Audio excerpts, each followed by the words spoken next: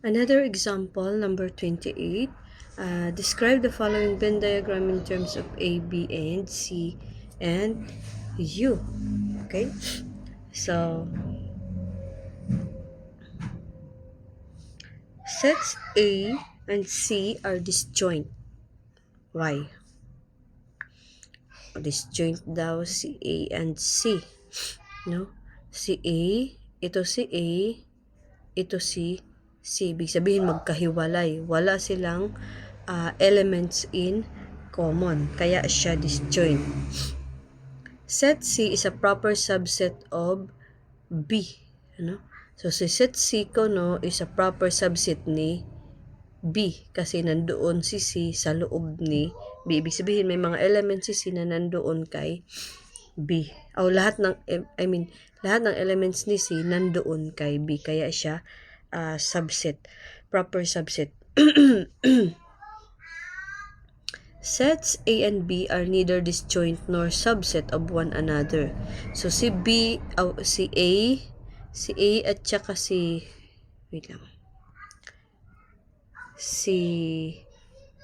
A dito, si A at si B, hindi sila disjoint kasi hindi naman magkahiwalay. Ibig sabihin, hindi disjoint kasi merong mga elements na common nor subset. Ano? Hindi din sila subset kasi pag subset makikita mo yung isang katulad nito, yung isang circle, isang set na nandoon sa loob ng isang set, no? So yun yung representation ng subset pag sa circle. Ibig sabihin, lahat ng mga elements dito, halimbawa dito sa kay C at saka B, lahat ng elements ni B is nandoon, makikita mo kay C kasi nandoon si C, yung circle ni C sa loob ni B. So ito si A at saka si B, hindi man sila nandoon sa loob ng bawat set, di ba? So kaya hindi sila subset of one another. A, B, and C do not make up in the entire universal set. So ibig sabihin, hindi sakop ni A tsaka ni B tsaka ni C ang lahat ng universal set. Okay? So let's explain the letter B. If X is an element ni C, element ni B, so kung si X daw is element ni C, X is an element ni C, erase muna natin to para malinaw. Kung si X daw element ni C, ito, then si X malamang elements din ni B kasi elements din ni B. C, yung elements ni C kasi si C nandoon sa loob ni B, sa circle ni B. Naintindihan? So, there are elements X such that X is an element of B and not an element of C. No? Meron daw mga elements si B. So, ano yung mga elements ni B? Elements ni B na hindi elements ni C.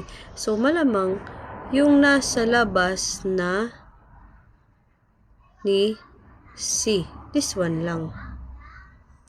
Mga elements ni B na hindi elements ni C. Okay? Yun yung ibig sabihin yan. There are no elements X such that X is an element of A and X is an element of excuse me. Sorry. So there are no X such that X is an element of A and X is an element of C.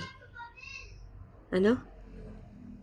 Wala daw elements si A na elements din ni C. So, disjoint si A at saka si C kasi wala silang elements in common. Waray daw elements si A na elements ni C. Naintindihan? There are X element of A and X is an element of B. So, may mga elements daw si A na elements din si B. So, ito yun.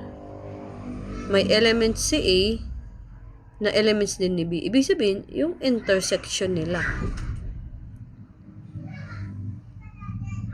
There are X is an element of A and not an element of B. So, ano yun?